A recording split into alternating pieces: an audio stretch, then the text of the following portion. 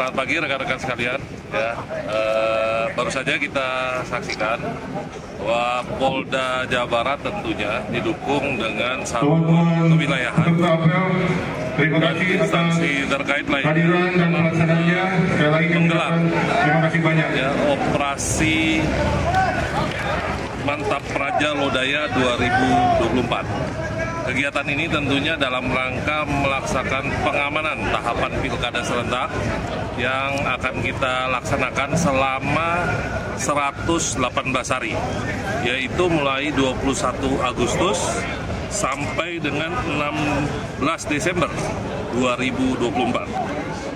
Tentunya kegiatan ini juga kita akan mengamankan ada kurang lebih 1 wilayah provinsi, kemudian 9 wilayah kota dan 18 wilayah kabupaten, dengan mengamankan sebanyak pemilih 30.322.314 jiwa.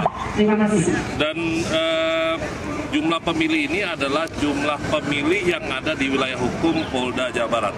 Artinya minus Kabupaten Bekasi, Kota Bekasi, kemudian Depok. Ya. Dalam hal ini khusus yang berada di wilayah hukum Polda Jawa Barat. Kemudian juga kegiatan operasi Mantap Praja ini kita juga akan mengamankan sebanyak 62.181 TPS. Ya. Terkait dengan kondisi kerawanan TPS, ada kurang lebih 63 TPS yang berkategori sangat rawan, kemudian yang rawan 285, dan kurang rawan ada 61.873. Dan secara keseluruhan Polri mengerahkan sebanyak 19.752 personil, yaitu terdiri dari personil Polda Jawa Barat sendiri dan Polres sejajaran Polda Jawa Barat. Kemudian untuk rekan-rekan kita dari TNI ada kurang lebih sebanyak 9.897 personil. Dan Linmas ada sebanyak 236.624 personil. Itu kurang lebih kegiatan kita dalam mengamankan tahapan Pilkada serentak 2024 yang akan kita lakukan mulai besok rencananya 21 Agustus 2024 selama 118 hari. Selain pengamanan, kita tentu mengamankan tidak hanya benda, ya, barang-barang atau logistik pilkada, kemudian dokumen-dokumen, tapi kita juga mengamankan orang.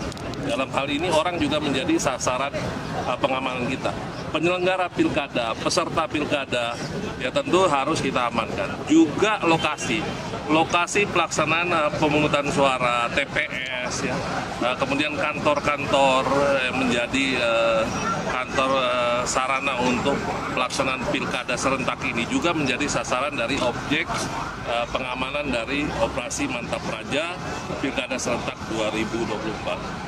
Nah, kerawanannya tentu ada berbagai prediksi yang kita antisipasi, ya, termasuk diantaranya ada terorisme, kemudian mungkin nanti akan bisa juga terjadi kegiatan-kegiatan anarkis lainnya, pengeroyokan mungkin, ataupun termasuk juga bom, ya, senjata tajam dan lain sebagainya. Ini potensi-potensi kerawanan yang terus kita antisipasi, tentu bekerja sama dengan mitra-mitra terkait lainnya, rekan-rekan kita TNI maupun instansi terkait lainnya.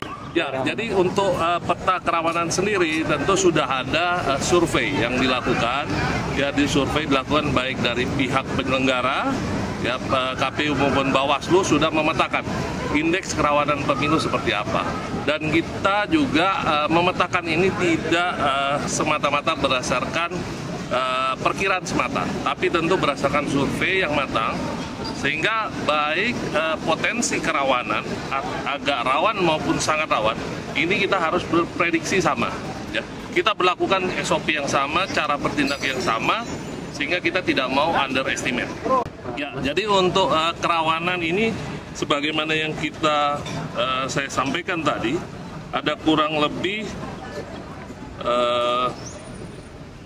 63 yang sangat rawan, ya.